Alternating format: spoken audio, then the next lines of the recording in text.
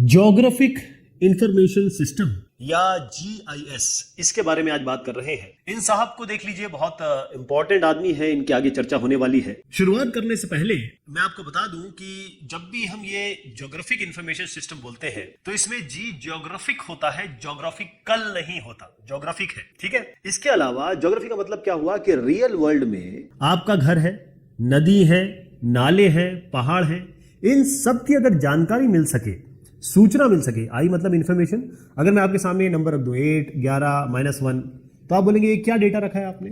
लेकिन जब इसका मैं आपको बता दूं कि ये डेटा इसलिए रखा है तो ये जानकारी हो जाएगी, इंफॉर्मेशन बन जाएगा। तो ज्योग्राफी की, रियल वर्ल्ड का इंफॉर्मेशन ऐसा कोई तंत्र बन जाए, ऐसी कोई प्रणाली बन जाए, तो उसे हम ज्योग्राफिक इंफॉर्मेशन सिस्टम कहते हैं। हम चलते हैं थोड़ा पास्ट में। शुरुआत कहां से होती है कि 1854 में, 1854 में इंग्लैंड, यूके की राजधानी लंदन में एक बीमारी फैलती है। वो बीमारी है कॉलेरा हैजा। यहां पर सबका मानना है कि ये जो डिसीज है वो इसलिए फैल रही है क्योंकि हवा से ये आगे बढ़ रही है। लेकिन यहीं पर आते हैं डॉक्टर जॉन स्नो। क्या नाम हुआ इनका?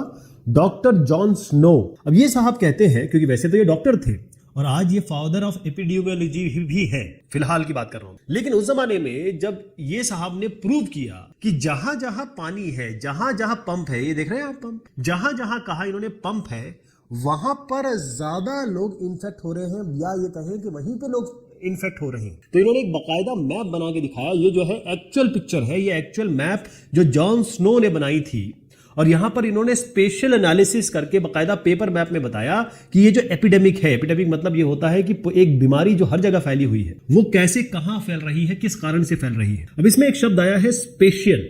ध्यान रखिए, स्पेशियल आता है स्पेस से, और स्पेस का मतलब है कि लोकेशन, लैटिट्यूड, लॉन्गिट्यूड। और जब हम किसी स्पेस की बात करते हैं या स्पेशल की बात करते हैं और लोकेशन की बात करते हैं, तभी उस डेटा को हम स्पेशल कहने लगते हैं। लेकिन एक्चुअल जीआईएस कब बना? ये जीआईएस नहीं था, जीआईएस की शुरुआत थी जो जॉन स्नो साहब ने की। लेकिन एक्चुअल कब बना, इसका क्या कारण है, कैसे, कब हुआ ये साहब, जैसे मैंने आपको बताया कि ये जो साहब है, इनका नाम दोबारा आने वाला है, ये है रॉजर टॉमलिंसन साहब।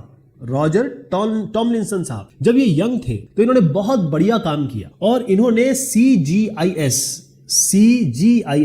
यानी कनाडा ज्योग्राफिक इंफॉर्मेशन सिस्टम, ये इन्होंने तैयार किया। ये पहला कंप्यूटराइज्ड जीआईएस था। और जीआईएस सिस्टम सारे आज जो मिलते हैं आपको, बनते हैं, वो सारे कंप्यूटराइज्ड ही हैं।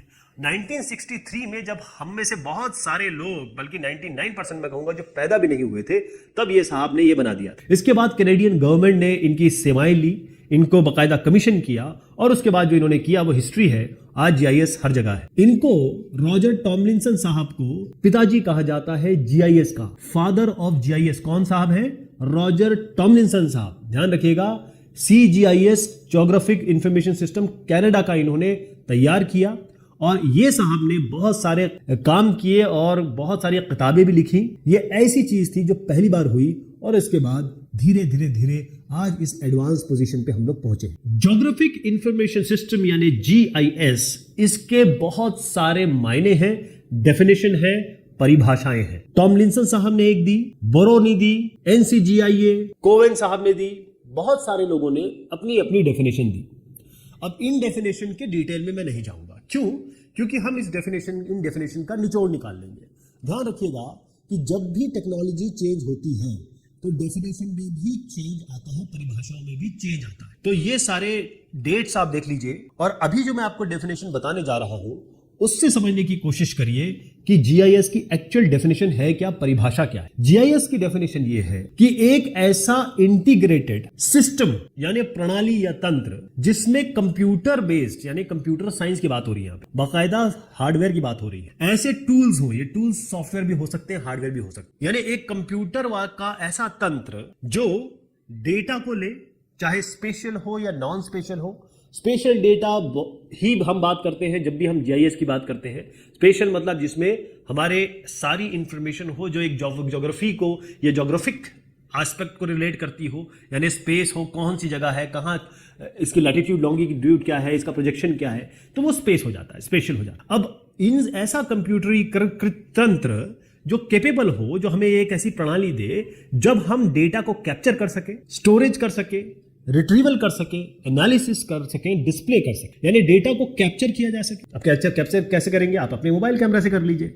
एग्जांपल दे रहा हूं। स्टोरेज कैसे करेंगे? कोई ना कोई डेटाबेस चाहिए। रिट्रीवल कैसे करेंगे? कोई ना कोई आपको सॉफ्टवेयर का प्रोग्राम चाहिए जिससे आप डेटा रख भी सके और वापस निकाल भी सके। और जब डेटा आपके पास आ जाए इंफॉर्मेशन के तौर पे, आप उसे एनालाइज भी कर सके, उसकी समीक्षा भी कर सके और फाइनली वो आपको दिखाई भी दे और रिजल्ट को आप एक्सपोर्ट भी कर सके। तो यहां पर डेटा मैं बात कर रहा हूं लोकेशन ऑन अर्थ सरफेस, तो मैं स्पेशल डेटा की बात कर रहा हूं। और साथ में सारे के सारे ऑपरेशन, यानी कि जो जो आप उस पर काम कर सकते हैं, चाहे आप ऑपरेशन मैनेजमेंट कहें, डिसीजन मेकिंग कहें, साइंस कहें, जो भी चीज कहें, इन सबको मिला के एक तंत्र बनाया गया, उसको हम जीआईएस कहते हैं। तो इसमें सबसे इंपॉर्टेंट बात है कि हमारे पास कुछ ना कुछ सॉफ्टवेयर टूल्स होंगे जो स्पेशल एनालिसिस कर सकते हैं, यानी कि स्पेस या ज्योग्राफी से रिलेटेड कुछ समीक्षा हम कर सकते हैं। दूसरा ये है, हमारे पास वो सारे टूल्स अवेलेबल होने चाहिए जिससे हम डेटा पे काम कर सके। सब जगह मैं डेटा डेटा डेटा कह रहा हूं, ध्यान रखिएगा, ये डेटा ही असली है इसमें। बाकी तो कंप्यूटर है, हार्डवेयर है, सॉफ्टवेयर है, लेकिन डेटा सबसे इंपॉर्टेंट है। और फिर उसके बाद हम अगर अपने डिसीजन को बढ़ा सके, हम अगर मान लीजिए गवर्नमेंट को कोई ऐसी जीआईएस के थ्रू ऐसा इंफॉर्मेशन दे देते हैं कि गवर्नमेंट बैठे बैठे पूरे देश के लिए एक अच्छा सा डिसीजन बना सके, एक फैसला ले सके, तो इससे अच्छी बात क्या होगी? चाहे हम साइंटिफिक इंक्वायरी कर सके या प्रौद्योगिकी को बढ़ा सके। अब इसको और अच्छे से समझिए। सबसे पहली चीज यह है कि ज्योग्राफिक इंफॉर्मेशन टेक्नोलॉजीज में क्या क्या आता है, इनके बारे में मैं डिटेल में बात करूंगा। लेकिन सबसे पहली चीज होती है कि डेटा आएगा कहां से। हम बात कर रहे हैं जीआईएस में स्पेशल डेटा की, यानी ऐसा डेटा जिसमें, या ऐसा इंफॉर्मेशन जिसमें हमारी ज्योग्राफिक इंफॉर्मेशन हो। तो जीपीएस, ग्लोबल पोजीशनिंग सिस्टम, अभी मैं इसका नाम जो है आगे चल के जीएनएसएस करने वाला हूं, आप देखेंगे कैसे। पहले ये समझ लीजिए कि हमको किसी पॉइंट की एग्जैक्ट लोकेशन चाहिए, लैटिट्यूड लॉन्गिट्यूड चाहिए, और साथ में हमको उसकी हाइट चाहिए, एलिवेशन चाहिए, वो जीपीएस हमें देता है। रिमोट सेंसिंग से हमको डेटा मिलेगा। अब सैटेलाइट ऊपर है, वो यहां पर अर्थ का इंफॉर्मेशन या फिर डेटा लेता है, वो हमें किसी सेंटर पे भेजता है, वहां से हमारे सिस्टम पे आता है। रिमोट सेंसिंग ये काम करता है। इसके अलावा जीआईएस, वो इन डेटा को लेगा, उस डेटा के लोकेशन को ले लेगा और सबको मिला के आपको एक ऐसा तंत्र दे देगा जिस पे आप इस डेटा पे काम कर सकेंगे और इस डेटा से इंफॉर्मेशन निकाल। जैसे मान लीजिए आपके पास कोई डॉट डेटा है, यानी मान लीजिए आपके पास पेड़ों का इंफॉर्मेशन, आपके पास स्ट्रीट, अपने एरिया के स्ट्रीट या लेन या रास्तों का इंफॉर्मेशन है। आपको ये पता है कि अब ये खसरा नंबर है, ये पार्सल है, ये यहाँ की हाइट हो गई उसी इलाके की। यहां पर आपको पता चल गया कि उस जगह कोई लैंड यूज क्या है। लैंड मतलब कोई ट्रांसपोर्ट है या फिर कोई एग्रीकल्चर है, रिहाइश है। इन सबको मिला दीजिए। अब इन सबको मिलाने के लिए आपको कुछ सॉफ्टवेयर की जरूरत होगी, कुछ बैकग्राउंड में प्रोग्राम लिखेंगे, कुछ टूल्स लिखेंगे। ये डेटा कहां से आया होगा? कहीं ना कहीं से रिमोट सेंसिंग से आया होगा, या किसी न किसी तरीके से इसका ऑब्जर्वेशन से, एक्सपीरियंस से आया होगा। और इन सबको हमने मिला दिया तो फिर हमने रियल वर्ल्ड दिखा दिया। इसी रियल वर्ल्ड को दिखाने का काम होता है जीआईएस का। तो जीपीएस और remote sensing, global positioning system और रिमोट सेंसिंग, ये एक सोर्स है, इनपुट, यहां से इनपुट आता है जीआईएस को। तो जीआईएस को डेटा कहां से मिलता है? यहां से मिलता है। और फिर अब जीआईएस का काम शुरू होता है कि वो इस डेटा को ले और आपको इंफॉर्मेशन दे, आपको ऐसी इंफॉर्मेशन दे जो काम की हो। तो बड़ी अच्छी बात किसी ने बताई थी कि कंपोनेंट ऑफ जीआईएस में हार्डवेयर, सॉफ्टवेयर, डेटावेयर, ह्यूमनवेयर और procedure. Hardware, software, dataware, hardware, software, dataware और ह्यूमनवेयर। अब आप बोलेंगे एक आपको कंप्यूटर सिस्टम चाहिए, सबसे पहली चीज। उसके अंदर आपको एक सॉफ्टवेयर चाहिए जिसको हम जीआईएस सॉफ्टवेयर कह रहे हैं। इसीलिए ध्यान रखिएगा, कभी भी जीआईएस सॉफ्टवेयर नहीं कहते, लेकिन अल्टीमेटली आप ये जानेंगे कि जीआईएस तो सॉफ्टवेयर ही होता है। जीआईएस सॉफ्टवेयर ही है। सारी जो हम कहानी गढ़ रहे हैं, आखिर में पता चलेगा कि ये तो सॉफ्टवेयर ही है। लेकिन सॉफ्टवेयर ही नहीं होता ये, एक हार्डवेयर, उसके साथ एक सॉफ्टवेयर जिसको हम जीआईएस सॉफ्टवेयर कहने वाले हैं। साथ में आपको डेटा चाहिए जो आप या तो रिमोट सेंसिंग से लाएंगे या फिर जीपीएस से लाएंगे, और तरीके लिडार से लाएंगे, सोनार से लाएंगे, जहां से भी लाना हो आप लाएंगे। उसके बाद डेटा हो गया। अब आप आएंगे ह्यूमनवेयर, इंसान की जरूरत है, इंसानी तो काम करेगा। ये कौन कर रहा है? ये इंसानी तो काम कर रहा है। तो ये सबको कंबाइन करके जीआईएस बनता है। अगर आपको कोई कहे कि ये जीआईएस सॉफ्टवेयर है, यही जीआईएस है, तो आप बोलेंगे नहीं साहब, जीआईएस एक पूरा का पूरा तंत्र है जिसमें मैं भी इन्वॉल्व हूं, एक एज अ इंडिविजुअल मैं भी इन्वॉल्व हूं। और साथ में अगर आप थोड़ा सा ये भी देखें कि आजकल मल्टी सिस्टम पे काम होता है या क्लाउड पे काम होता है, तो हम नेटवर्क या इंटरनेट को भी ला लेंगे, क्योंकि अब हम वेब जीआईएस की तरफ बढ़ रहे हैं। किसकी तरफ?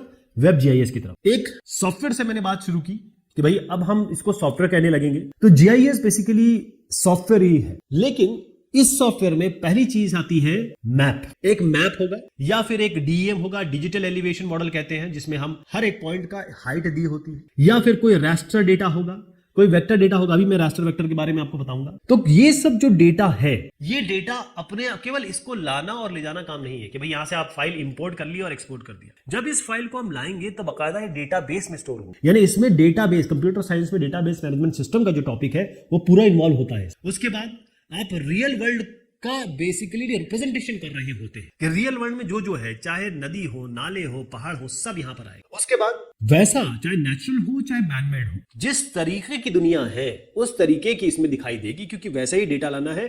और अगर डेटा में कोई इंफॉर्मेशन नहीं होती, डेटा में वो इंफॉर्मेशन भरने हैं ताकि वो वैसी लगे जैसी है। अब हम यहां पर क्वेरी कर सकते हैं, सवाल जवाब कर सकते हैं। उसके बाद हम वो चीज निकाल सकते हैं बना के, फाइनल ऐसा बनाएंगे कि आप कोई इसमें पॉलिसी बना सकते हैं, यानी कोई जनता के लिए रूल रेगुलेशन या जो भी कानून बना सकते हैं। इसके बाद हम यहां पर being a science fraternity, GIS fraternity, हम यहां पर और डेवलपमेंट कर सकते, नई चीजें बना सकते। किसी भी जीआईएस में दो तरीके का डेटा होता है, एक होता है वेक्टर डेटा, एक होता है रास्टर डेटा। अब किसी भी जीआईएस सॉफ्टवेयर में या जीआईएस में हर सिस्टम तो आखिर में लगा ही होता है, तो जिस भी जीआईएस की बात कर रहे हैं वहां पर दो डेटा, हम जो डेटा आएगा उसको हम दो श्रेणियों में बांट सकते हैं मेनली। वैसे तो बहुत सारी तरीके के डेटा होंगे, मैं आपको एनोटेशन डेटा भी बताऊंगा, इसके अलावा टेक्स्ट डेटा भी होता है, जैसे सीएसवी फाइल वगैरह होती है, ऐसे बहुत तमाम तरीके के डेटा होंगे। लेकिन मेन जो डेटा है वो है वेक्टर और रास्टर। इसको हम डेटा स्ट्रक्चर भी बोलते हैं जीआईएस के नाम। कंप्यूटर साइंस का ये डेटा स्ट्रक्चर नहीं है।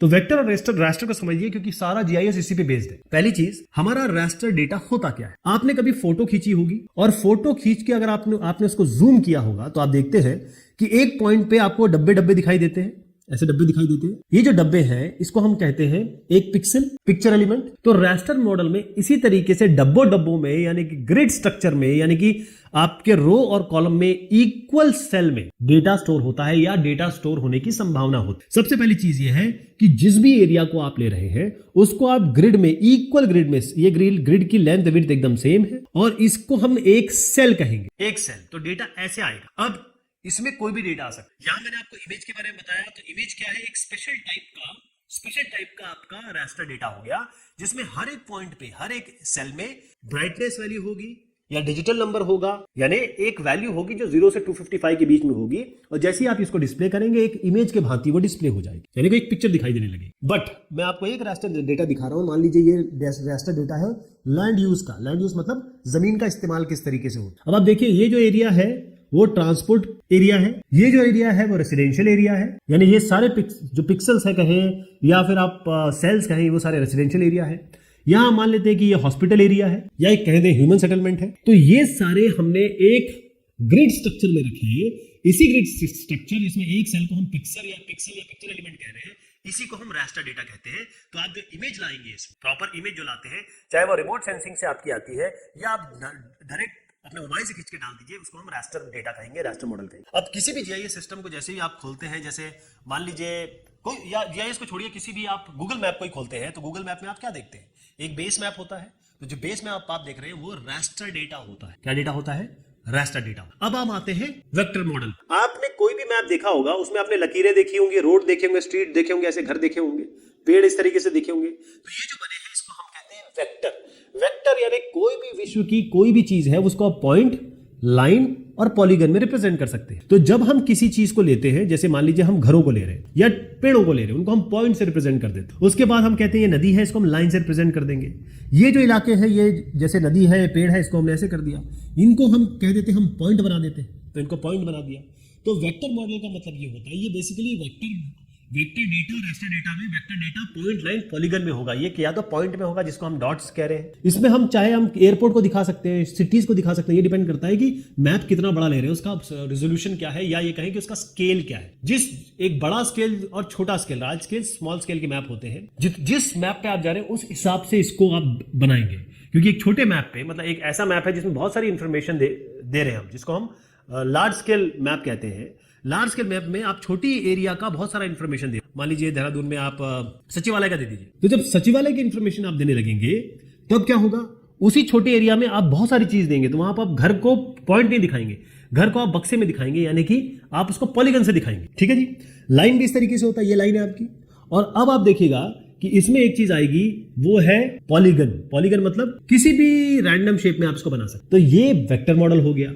कॉन्सेप्ट है वेक्टर और डेटा मॉडल का इस तरीके। मैं आपको एक्चुअल दिखाता हूं कि कैसे इन डेटा को हम लेके इंफॉर्मेशन निकालेंगे, जानकारी निकालेंगे और जानकारी आपको दिखाएंगे। यहां पर देखिए एक इलाका है, अभी इसको जानने की आवश्यकता नहीं है कौन सा इलाका है, बस ये जानिए कि एक इलाका है और उसकी इमेज है। अब हमने क्या किया, एक पर्टिकुलर एरिया लिया, वो यहां पर हमने जूम किया, हमको यहां की इंफॉर्मेशन चाहिए, इसी जगह में हम इंटरेस्टेड है। तो ये सारा, ये दोनों डेटा क्या हो गए, रास्टर डेटा। कौन से डेटा हो गए, रास्टर डेटा। अब हम क्या कर रहे हैं कि इसी जगह के ये पॉलीगन हमने बना दिए, डब्बे डब्बे बना दिए। वो पॉलीगन मतलब ये होता है कि एक से ज्यादा एजेस होंगी उसकी, और वो रेगुलर नॉन रेगुलर दोनों हो सकता है। तो हमने क्या किया कि इसमें एक पेमेंट, जहां जहां पेमेंट है वहां पॉलीगन बना दिए।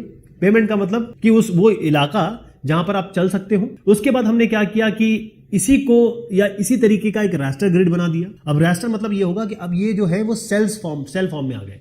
यहां पर आपको पॉइंट लाइन पॉलीगन फॉर्म में, या ये तो पॉलीगन फॉर्म में ही है तो पॉलीगन फॉर्म में हो गया।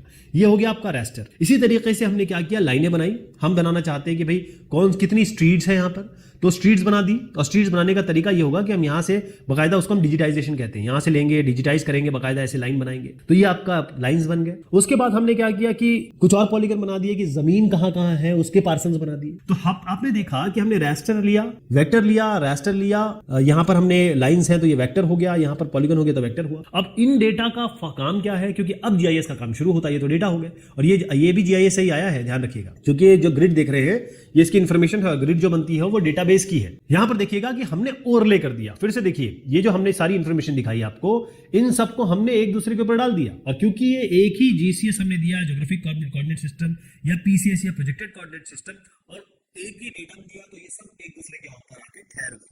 तो सब के सब जीआईएस में आपको इस तरीके से दिखाई देंगे कि जो हमने अभी डेटा बनाया, हाथों से बनाया होगा पॉइंट लाइन पॉलीगन, जब हमने एक रास्टर पे डाला तो इस तरीके से दिखा दिया। तो ये काम है जीआईएस का। अब हम यहाँ जीआईएस का काम शुरू हो गया।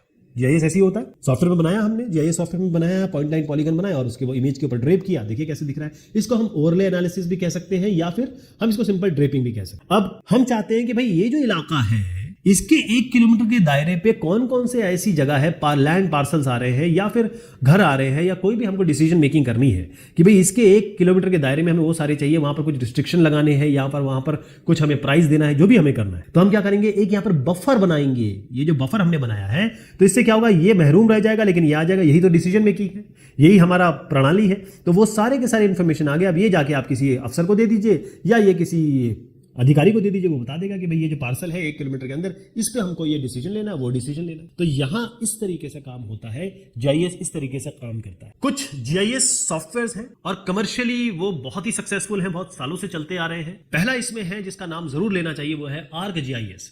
अब ये वेब पे आ गया है, लेकिन ESRI एनवायरमेंटल रिसर्च इंस्टीट्यूट, ये जो ESRI है, ये एक जिसे आप समझ लीजिए कि बेसिक बिल्डिंग ब्लॉक है, इसी ने शुरुआत की थी। ये अभी भी मार्केट लीडर है, 1970 में किया था, लेकिन अभी भी ये मार्केट है और ये सबसे ज्यादा ये यूज होने वाला प्रोप्राइटरी सॉफ्टवेयर है, कमर्शियल सॉफ्टवेयर है। जियो मीडिया, जैसे मैंने कहा, ESRI ने बनाया है ArcGIS। इसी तरीके से हेक्सागन जियोस्पेशल, ये भी एक कंपनी है, इन्होंने जियो मीडिया बनाया है। पहले हम इसको एडाज इमेजिन इस तरीके के नाम से जानते थे, और ये भी एक बहुत बड़ा राइवल है ArcGIS का, लेकिन इसमें बहुत सारी चीज है। ये पूरी तरीके से GIS ही है और वेक्टर रास्टर दोनों को डील करता है। वेक्टर को ज्यादा करता है, लेकिन ये रास्टर को ज्यादा अच्छे तरीके से डील करता है। कौन सा, जियो मीडिया। मैप इन्फो प्रोफेशनल, ये प्रिसाइसली कंपनी है, उसके द्वारा है। और ये भी एक तरीके से समझ लीजिए कि इन सबके साथ ही खड़ा है। ये भी प्रोप्राइटरी सॉफ्टवेयर है और बहुत सारे काम हो सकते हैं इसमें। खासतौर पे जो ऑप्टिमल पोजीशन किसी जगह की निकालनी है कि भाई हमको यहां पर अपना स्टोर खोलना है, या और भी चीजें जैसे जीआईएस इंश्योरेंस मैपिंग, ये सब चीजें इसमें बहुत अच्छे से हो जाती है। ग्लोबल मैपर ये आता है ब्लू मार्बल की तरफ से, और इसको शुरुआत में यूनाइटेड स्टेट ये जियोलॉजिकल जो सर्वे है उन्होंने बनाया था, USGS। उसके बाद फिर इसको अब ये खड़ा हो गया है ArcGIS और हेक्सागन के साथ जीआईएस इंडस्ट्री में फाइट करने के लिए। तो अगर आप समझ लीजिए स्विस नाइफ होती है ना, उस स्विस नाइफ में क्या होता है, सारी की सारी चीज़ें होती हैं, मतलब नाखून भी उससे काट लीजिए और एप्पल भी काट लीजिए उससे। तो ग्लोबल मैपर कुछ उस तरीके का, इसमें सब कुछ है। मैनीफोल्ड जीआईएस, ये मैनीफोल्ड कंपनी के द्वारा आता है। इसमें भी ये है कि ये बहुत आसानी से पहली चीज तो आप सीख सकते हैं, और दूसरा ये 64 बिट जीआईएस एनवायरनमेंट है। इसमें भी सबसे बड़ी इंपॉर्टेंट बात ये हो जाती है कि भी आपको आधे प्राइस में मिल जाता है और सारे इसमें आपको सारी फैसिलिटीज मिल जाएगी। एक और है स्मॉल वर्ल्ड, ये जीई द्वारा है, जनरल इलेक्ट्रिक का नाम तो हम सबने सुना है। तो यहां पर भी आप देखेंगे कि और सब में अपनी अपनी कुछ ना कुछ अच्छाइयां हैं जो आपको बहुत, खासतौर पे ये नेटवर्क जो होते हैं, जो स्पेशल नेटवर्क होते हैं, उसके लिए सबसे बेहतरीन है। बहुत सारे ऐसे सॉफ्टवेयर हैं जो फ्रीली अवेलेबल है, यानी ओपन सोर्स है जीआईएस के। तो उसमें सबसे पहला नाम आता है क्वांटम जीआईएस का। क्वांटम जीआईएस का अभी फिलहाल जब मैं बता रहा हूं उसका वर्जन है 3.2 ओडेंस।